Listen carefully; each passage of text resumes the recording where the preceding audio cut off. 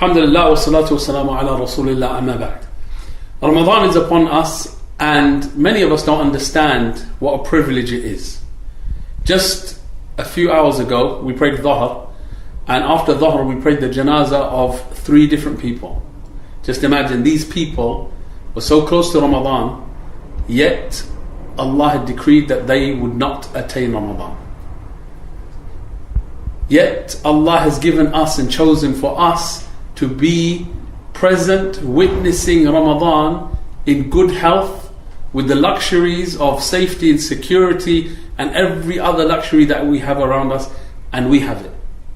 It truly is a privilege.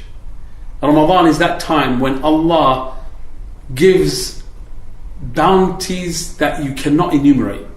We know that the Prophet ﷺ said, when Ramadan comes, فُتِحَتْ أَبْوَابُ الْجَنَّةِ, that when Ramadan comes, Allah flings open the doors of Jannah.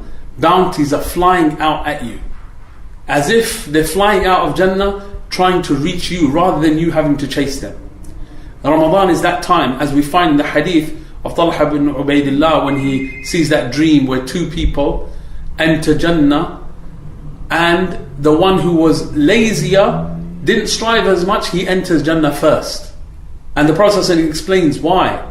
Because this one had an extra Ramadan in his account. He lived longer than the other one by 1 Ramadan.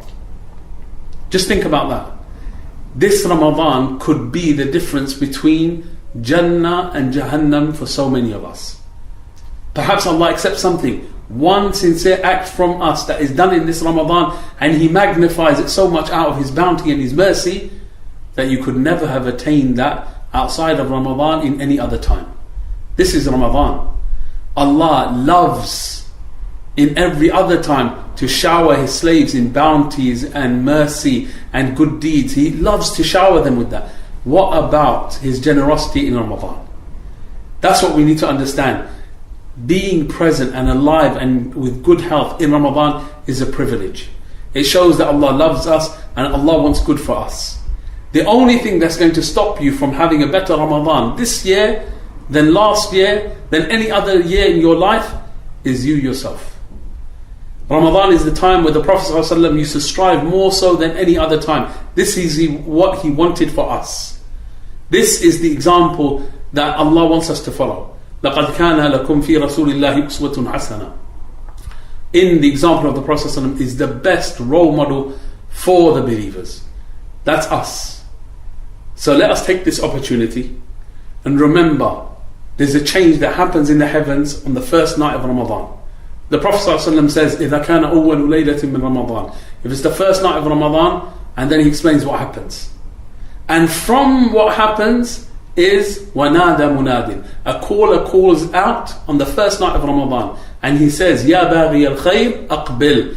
Oh, you who wants to do good, then this is your moment. Seize the opportunity. This is the time where you put everything else aside and you race towards making Allah's pleasure your only objective, your be-all and end-all. You leave everything else to the side. That is what we are meant to practice in Ramadan, so it keeps us on the right track until we meet Allah and He is pleased with us. May Allah accept our Ramadan, our fasting, our qiyam, and every other good deed that we do. May Allah give victory to the Muslims all over the world and remove all the hardships and distresses from all of them, wherever they may be. May Allah forgive us our shortcomings and give us the strength to strive our utmost this Ramadan. Jazakumullah khaira. Subhanakallahumma wa bihamdik. Ashhadu an la ilaha illa ant. Astaghfiruka wa atubu ilayk.